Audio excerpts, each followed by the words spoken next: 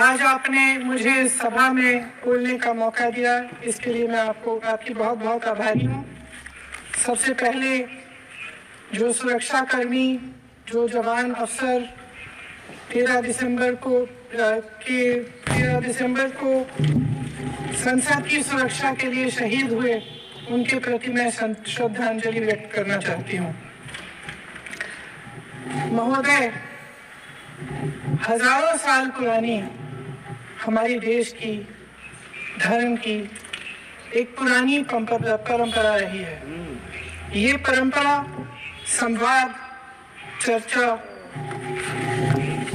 की रही है। एक गौरवशाली परंपरा है जो दर्शन ग्रंथों में, वेदों में, उपनिषदों में दिखती है। वाद विवाद और संवाद की हमारी पुरानी संस्कृति है। अलग अलग धर्मों में भी, इस्लाम में, सूफियों में, बौद्ध धर्म में, जैन धर्म में, सिख धर्म में भी ये वाद संवाद, ये चर्चा, बहस, इसकी संस्कृति रही है। हमारा स्वतंत्रता संग्राम विश्व में एक अनोखा संग्राम था, एक अनोखी लड़ाई थी जो अहिंसा और सत्य पर आधारित थी। ये वाद संवाद की जो परंपरा है, इसको इस संग्राम ने आगे कैसे बढ़ाया? क्योंकि ये जो संग्राम था, ये जो लड़ाई थी हमारी आजादी के लिए, एक बेहद लोकतांत्रिक लड़ाई थी। इसमें देश के किसान, देश के जवान, देश के मजदूर, देश के अधिवक्ता, देश के बुद्धिजीवी, चाहे किसी भी जाति के हो, चाहे किसी भी धर्म के हो, चाहे किसी भी भाषा को बोलते हो, सब इस स्वतंत्रता संग्राम में शामिल हुए। सब ने हमारे देश की आजादी की लड़ाई लड़ी।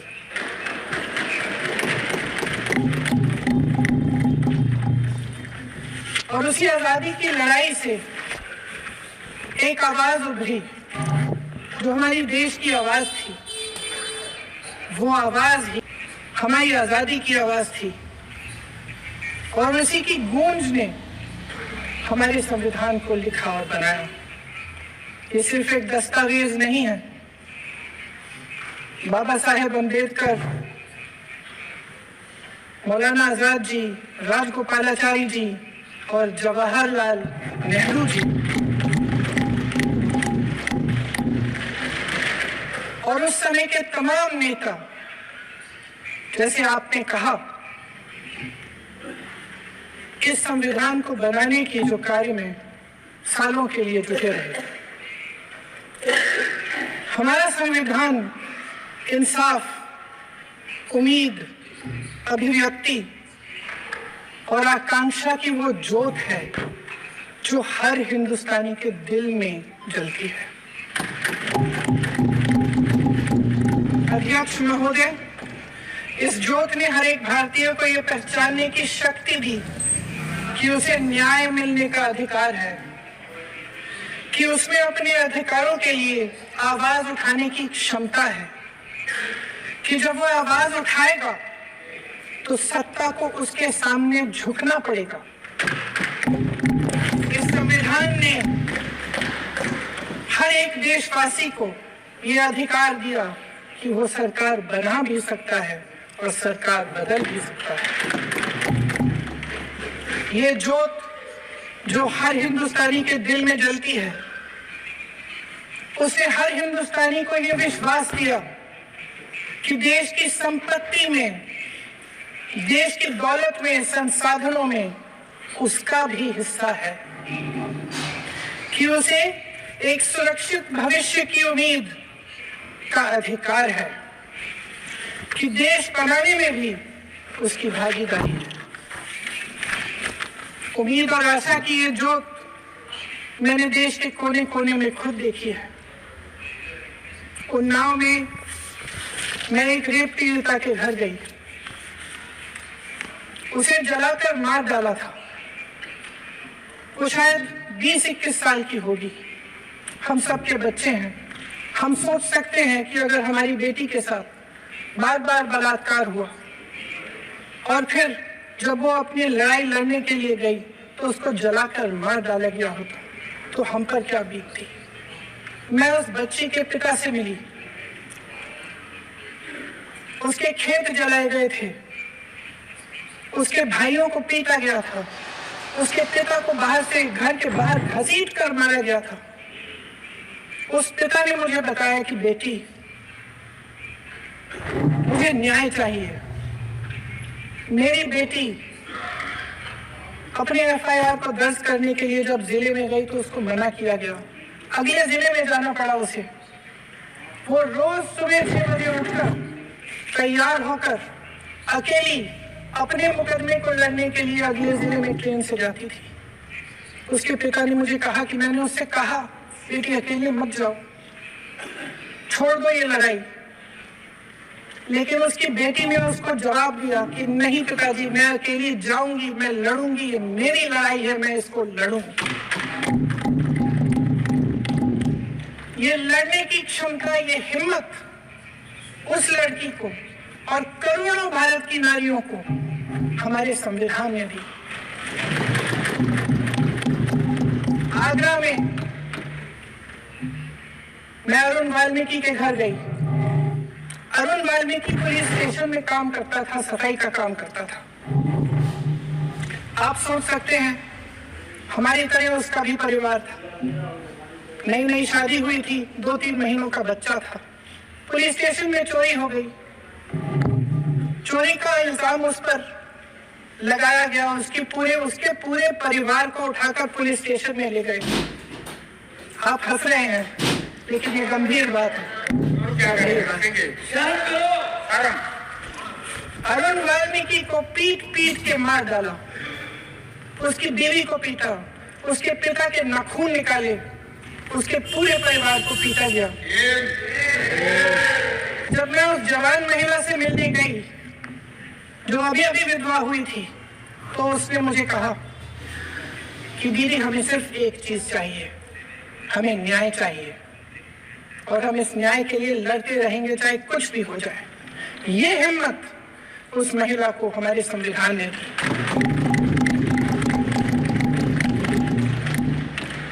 संभल के कुछ लोग आए थे हमसे मिलने, जो मृतकों के परिवार के सदस्य थे।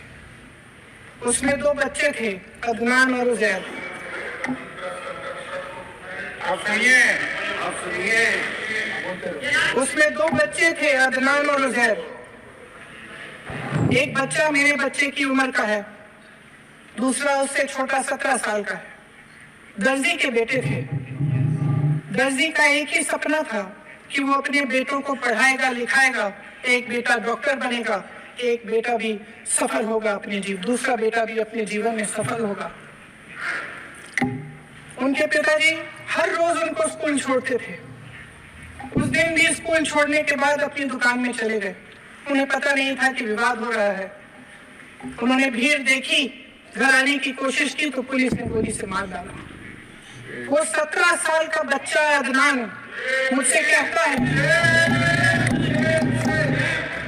वो 17 साल का बच्चा अदनान मुझसे कहता है कि मैं बड़ा होकर डॉक्टर बन के दिखाऊंगा, मैं अपने पिता का सपना साकार करूंगा।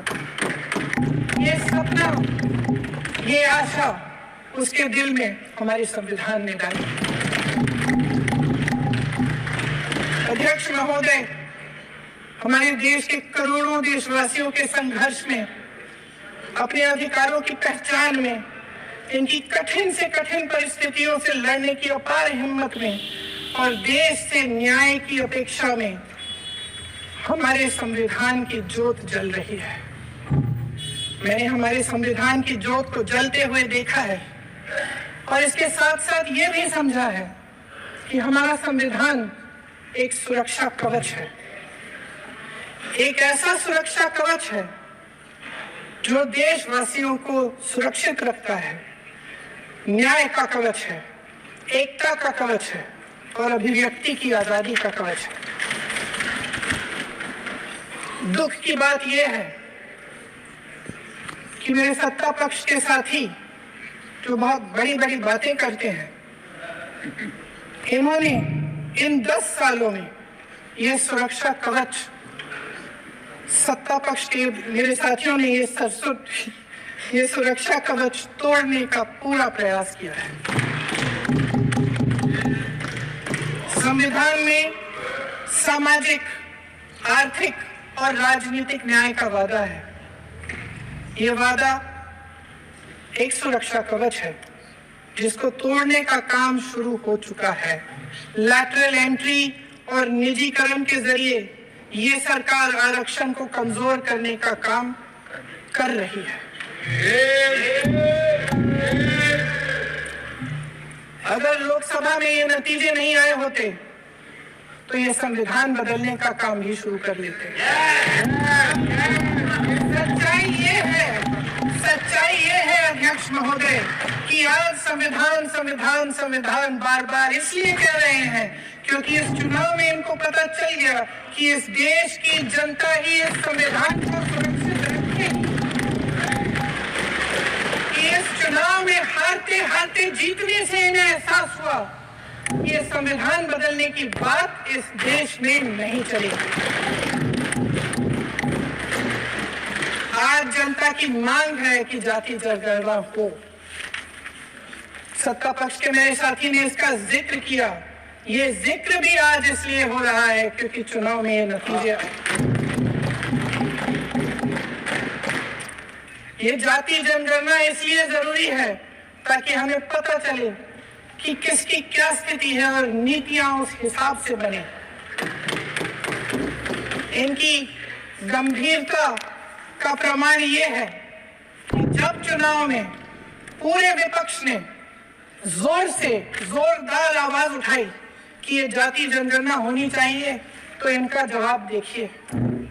इनका जवाब भैंस चुरा लेंगे, मंगलसूत्र चुराएंगे, इनका ये जवाब था। ये गंभीरता है इनकी जाति जनगणना पर। महोदय, हमारे संविधान ने आर्थिक न्याय की नींव डाली, किसानों, गरीबों और को जमीन बांटी, भूमि सुधार किया, जिसका नाम लेने से कभी कभी आप झिझकते हैं और कभी कभी उनका नाम धड़ाधड़ इस्तेमाल किया जाता है अपने आप को बचाने के लिए। उन्होंने HAL, BHEL, SAL, GAIL, ONGC, NTPC, railways, IIT, IIM, oil refinery, तमाम PSU बनाए। अध्यक्ष महोदय, उनका नाम पुस्तकों से मिटाया जा सकता है, उनका नाम भाषणों से मिटाया जा सकता है, लेकिन जो उनकी भूमिका रही इस देश की आजादी के लिए और इस देश के निर्माण के लिए, वो इस देश से कभी मिटाया नहीं जा सकता। 75 सालों में जनता का भरोसा रहा कि नीतियां बनेंगी तो जनता की भलाई के लिए बनेंगी। जल जंगल जमीन का अधिकार मिला आदिवासी भाई बहनों को। इंदिरा जी ने बैंकों का राष्ट्रीयकरण करवाया, खदानों का राष्ट्रीयकरण कराया। कांग्रेस और यूपीए की सरकारों में शिक्षा का, भोजन का अधिकार मिला। 75 सालों में जनता का भरोसा मिला। पहले संसद चलती थी तो जनता की उम्मीद होती थी कि सरकार महंगाई और बेरोजगारी पर चर्चा करेगी, कोई उपाय निकालेगी, कोई रास्ता निकालेगी। लोग मानते थे कि अगर कोई नई आर्थिक नीति बनेगी तो देश की अर्थव्यवस्था को मजबूत बनाने के लिए बनेगी, तो भारतीय बाजार को मजबूत बनाने के लिए बनेगी, उनके भविष्य को मजबूत बनाने के लिए बनेगी। किसान और आदिवासी भाई बहन भरोसा करते थे कि यदि जमीन के कानून में संशोधन होगा तो उन्हीं की भलाई के लिए होगा। आप नारी शक्ति की बात करते हैं। आज चुनाव की वजह से शायद इतनी बातचीत हो रही है नारी शक्ति के बारे में, क्योंकि हमारे संविधान ने महिलाओं को यह अधिकार दिया, उनकी शक्ति को परिवर्तित किया वोट में। और आज आपको पहचानना पड़ रहा है कि महिलाओं के बिना, कि नारी शक्ति के बिना ये सरकारें नहीं बन सकती हैं। इसीलिए आज आप नारी शक्ति की बातें दोहरा रहे हैं। जो आप नारी शक्ति का अधिनियम लाए हैं उसको लागू क्यों नहीं करते? वो 10 साल बाद लागू क्यों होगा? क्या आज की नारी 10 साल इंतजार करेगी उसके लागू करने के लिए? क्या बात है, क्या बात है।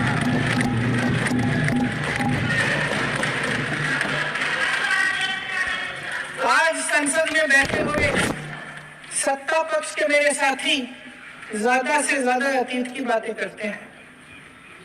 1921 में क्या हुआ, कब हुआ, नेहरू जी ने क्या किया? अरे वर्तमान की बात करिए, देश को बताइए आप क्या कर रहे हैं, आपकी जिम्मेदारी क्या है? कि सारी जिम्मेदारी तो अंदर नहीं है। अध्यक्ष महोदय जी, ये सरकार आर्थिक न्याय का सुरक्षा कवच तोड़ रही है। आज संसद में बैठी ये सरकार बेरोजगारी और महंगाई से जूझ रही हमारी जनता को क्या राहत दे रही है? कृषि के कानून भी बड़े बड़े उद्योगपतियों के लिए बन रहे हैं। सही एमएसपी को छोड़िए, डीएपी तक नहीं मिल रहा है।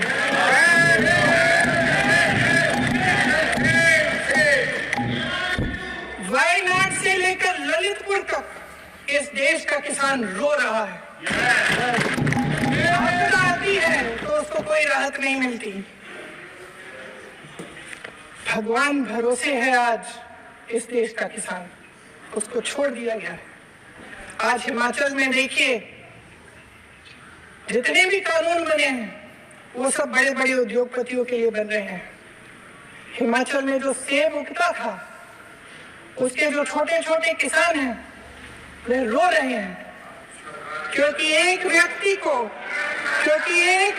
के लिए सब कुछ बदला जा रहा है।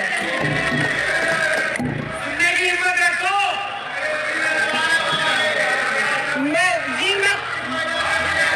अध्यक्ष महोदय जी,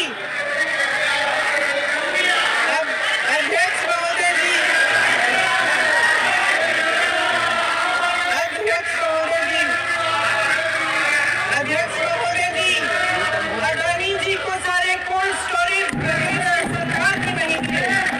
अडानी जी को सारे कोल्ड स्टोरेज आपकी सरकार ने दिए। देश देख रहा है कि एक व्यक्ति को बचाने के लिए 142 करोड़ देश की जनता को नकारा जा रहा है। सारे बिजनेस, सारे संसाधन, सारी दौलत, सारे मौके एक ही व्यक्ति को सौंपे जा रहे हैं। सारे बंदरगाह, एयरपोर्ट्स, सड़कें, रेलवे का काम, कारखाने, खदाने, सरकारी कंपनियां सिर्फ एक व्यक्ति को दी जाए। जनता के मन में हमेशा ये विश्वास होता था कि अगर कुछ नहीं है तो संविधान हमारी सुरक्षा करेगा, मगर आज आम लोगों के बीच ये धारणा बनती चली जा रही है कि सरकार सिर्फ अडानी जी के मुनाफे के लिए चल रही है। देश में बहुत तेजी से गैर बराबरी बढ़ रही है। जो गरीब है वो और गरीब हो रहा है, जो अमीर है वो और अमीर हो रहा है। इस सरकार ने आर्थिक न्याय की भी सुरक्षा कवच तोड़ दिया है। राजनीतिक न्याय की जब बात होती है, मेरे सत्ता पक्ष के साथी आज खड़े हुए और तमाम गिनती करने लग गए कि ऐसा हुआ वैसा हुआ, 1975 में जो हुआ। तो सीख लीजिए ना, आप भी सीख लीजिए। आप भी अपनी गलतियों के लिए माफी मांग लीजिए। आप भी बैलेट पे चुनाव कर लीजिए।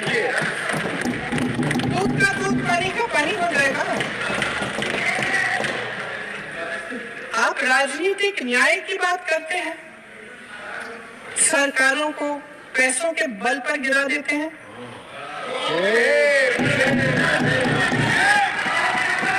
मेरा आग्रह है कि अपन संविधान में सकारात्मक बोले।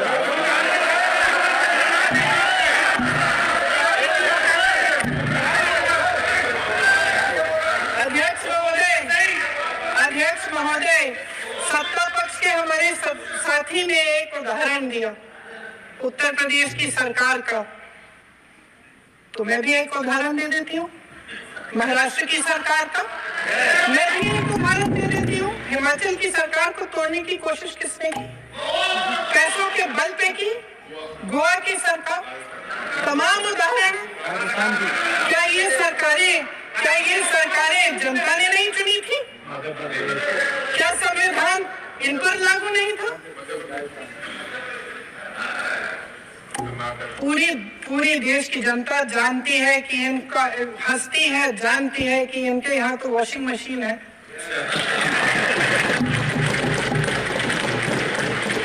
तो यहाँ से वहां जाता है, वो धुल जाता है।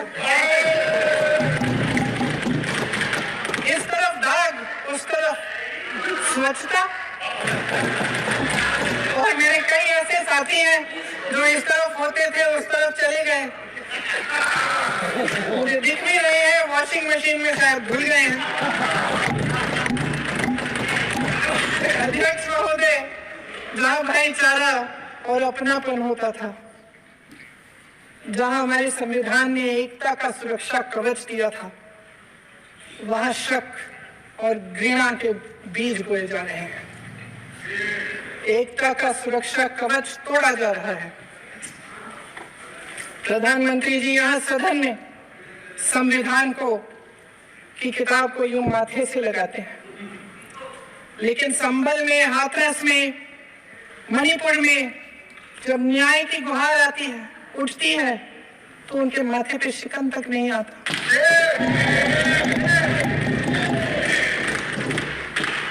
शायद समझ नहीं पाए हैं कि भारत का संविधान संघ का विधान नहीं है।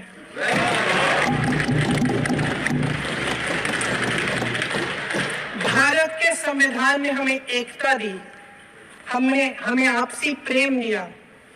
उस मोहब्बत की दुकान जिस पर आपको हंसी आती है, उसके साथ करोड़ों देशवासी चले। करोड़ों देशवासियों के दिल में एक दूसरे के लिए प्रेम है, घृणा नहीं है।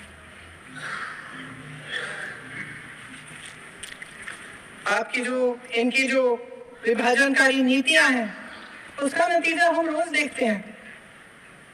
राजनीतिक फायदे के लिए संविधान को छोड़िए, देश की एकता को भी ये रख नहीं सकते, इसकी सुरक्षा नहीं कर सकते। हमने संभल में देखा, मणिपुर में देखा। दरअसल इनका कहना है कि अलग अलग इस देश के अलग अलग हिस्से हैं, लेकिन हमारा संविधान कहता है कि यह देश एक है और यह देश एक रहेगा। जहां खुला विवाद होता था, अभिव्यक्ति का सुरक्षा कवच होता था, इन्होंने भय का माहौल पैदा किया है।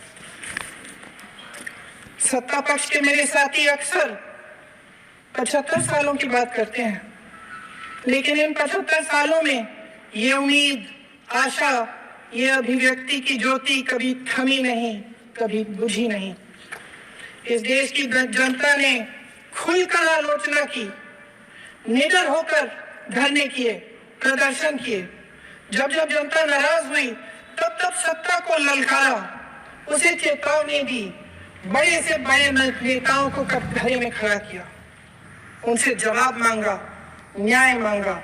इस देश के छोटे छोटे से नुक्कड़ की दुकानों में, चाय की दुकानों में, इस देश के घरों में, गलियों में, मोहल्लों में, अखबारों में, प्रकाशन घरों में, न्यायपालिकाओं में चर्चा कभी बंद नहीं हुई।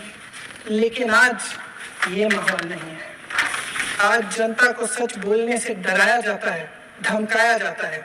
पत्रकार हो या विपक्ष का नेता हो या किसी यूनिवर्सिटी का प्रोफेसर हो, छात्र संघ हो या कर्मचारियों का संगठन हो, सबका मुंह बंद कराया जाता है। किसी पे ईडी, किसी पे सीबीआई, किसी पे इनकम टैक्स, फर्जी मुकदमे लगाए जाते हैं, जेल में डाल दिया जाता है, विपक्षी नेताओं को जेल में डाल दिया जाता है, उनको सताया जाता है। किसी को नहीं छोड़ा इस सरकार ने। देशद्रोही कह के उत्तर प्रदेश में मुझे याद है कुछ अध्यापिकाएं प्रदर्शन कर रही थी, उन पर मुकदमा डाल दिया देशद्रोही का, उन्हें देशद्रोही कह दिया। इन्होंने देश का पूरा माहौल भय से भर दिया है। इनकी मीडिया की मशीन झूठ फैलाती है, तरह तरह के आरोप लगाती है, और शायद वह भी भय में ही है। महोदय, मैं इस सदन को याद दिलाना चाहती हूँ कि ऐसा डर का माहौल देश में अंग्रेजों के राज में था। जब इस तरफ बैठे हुए गांधी की विचारधारा वाले लोग आजादी की लड़ाई लड़ रहे थे और उस तरफ वाली विचारधारा वाले लोग भय में रहकर अंग्रेजों के साथ साठगांठ कर रहे थे। लेकिन अध्यक्ष महोदय, भय का भी अपना स्वभाव होता है। भय फैलाने वाले हमेशा भय का खुद शिकार बन जाते हैं। ये प्रकृति का नियम है। आज इनकी भी यही हालत हो गई है। भय फैलाने के इतने आदी हो गए हैं कि खुद भय में रहने वाले हैं, चर्चा से डरते हैं, आलोचना से घबराते हैं। कई दिनों से हम मांग रहे हैं कि चर्चा करिए, लेकिन चर्चा करने की हिम्मत ही नहीं है।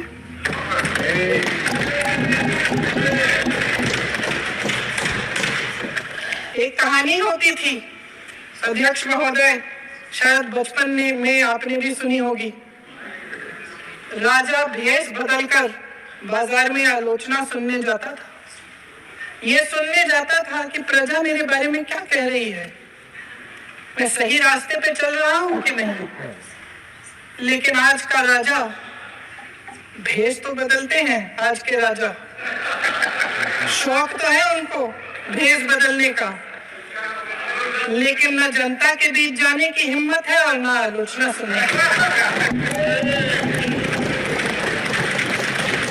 महोदय, मैं तो सदन में नहीं हूँ।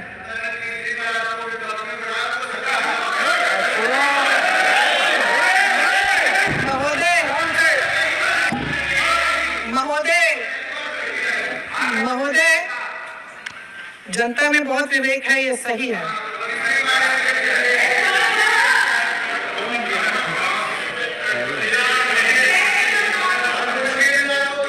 अच्छा महोदय, मैं सदन में नहीं हूँ,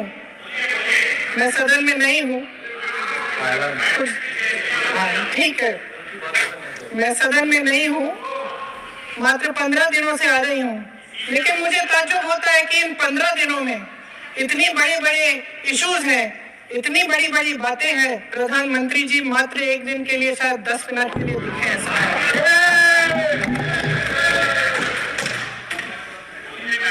बात यह है अध्यक्ष महोदय जी कि ये देश भय से नहीं, साहस और संघर्ष से बना है। इसको बनाने वाले देश के किसान, जवान, देश के करोड़ों मजदूर और गरीब जनता है। संविधान इनको साहस देता है। मेहनती मिडिल क्लास है और इस देश के जो करोड़ों देशवासी हैं, जो रोजाना भयंकर परिस्थितियों का सामना करते हैं, उनको साहस देता है। वायनाड में जो आपदा आई, उसमें एक छोटा लड़का था 17 साल का। 6 घंटों के लिए उसने अपनी माँ को बचाने की कोशिश की। 6 घंटों के लिए आप सोच सकते हैं कि अगर नदी की धारा बह रही है, नाराज है, आप अपनी माँ को पकड़े हो, 6 घंटों के लिए पकड़े रखते हो कि मेरी माँ बच जाएगी, और अंत में वो माँ भी बह जाती है। उस लड़के का साहस उन महिलाओं का साहस जो पीड़ित हैं लेकिन फिर भी अपनी लड़ाई लड़ रहे हैं, उन संभल के बच्चों का साहस जिनके पिताजी अभी अभी गुजर गए लेकिन फिर भी उनके सपनों को साकार करने की हिम्मत है, उनका साहस है, उस साहस से संविधान ने दिया है।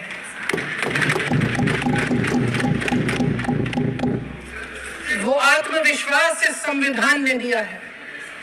ये देश भय से नहीं चल सकता, ये देश साहस से ही चलेगा। भय की भी सीमा होती है और जब वो सीमा पार हो जाती है, जब किसी को इतना दबाया जाता है कि उसको लगने लगता है कि अब मेरे पास खोने के लिए कुछ नहीं है, तब उसमें एक ऐसी शक्ति पैदा होती है जिसके सामने कोई कायर खड़ा नहीं हो सकता। ये देश कायरों के हाथों में ज्यादा देर तक कभी नहीं रहा है। ये देश उठेगा, ये देश लड़ेगा, सत्य मांगेगा, सत्यमेव जयते। जय हिंद।